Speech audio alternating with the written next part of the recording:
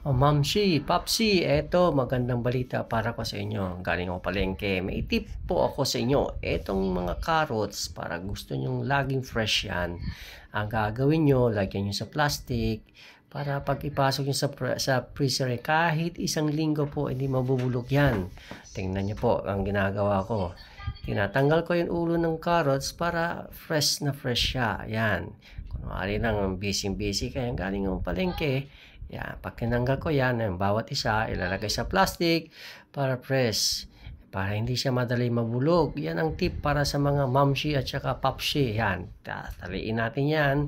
Yan, safe na safe po yan. Kahit isang linggo po, magandang kalabasan yan po. Kung hindi nyo pa alam yan, yung mga busy pa nagtatrabaho dyan, pwedeng pwede yan. Hindi kailangan araw-araw malengke. Once a week, para at least safe lagi. Fresh na fresh, kamatis, talong, yan. Fresh na fresh po yan. Kahit isang linggo po, hindi mabubulok yan. At gawa ko na yan. For how many years na ako ginagawa yan. Isang linggo ang pamalengke ka namin. Isang linggo, fresh na fresh po yan. Kunwari pa, busy, yan naman ang talagang gagawin natin yan. Ayan.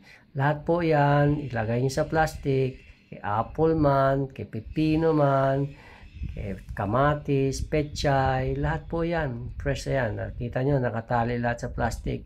Huwag kayo mag-alala sa plastic. Doon mismo sa binibili nyo, pwede kayo manghingi ng plastic. Magbibigay yan, kalabasa. Nakita nyo, bibigay sa inyo ng plastic kamo para safe ang mga gulay nyo. Yan, ang palaya. Yan, ang palaya. Paglagay nyo sa labas, mabubulok agad, di ba? Yan, plastic nyo yan. Subukan nyo yan, plastic. Talian nyo yan. Tapos, yan. Makikita nyo safe within 1 week. Fresh na fresh pa po yan siya. Kaya huwag kayo maglagay sa rep na hindi naka-plastic. Madali mabubulok yun dahil sa moist at saka lamig. Lalo siya nabubulok. Yan sili. Yan, bell pepper. Lahat po yan, lagay sa plastic. Yan, safe na safe po yan. Hindi kayo magano diyan, magdududa. Kasi gawain ko na po yan.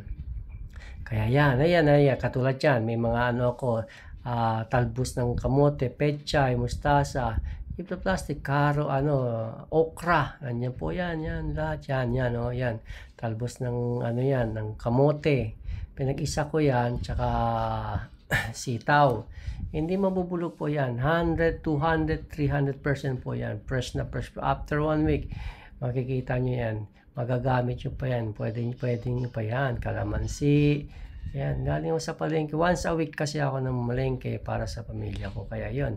Yan, patatas, tsaka kamote, may kasamang gabi yun. So, safe na safe po kayo dyan. Hindi kayo yan. Lahat po ng pinamimili, lagay yung plastic.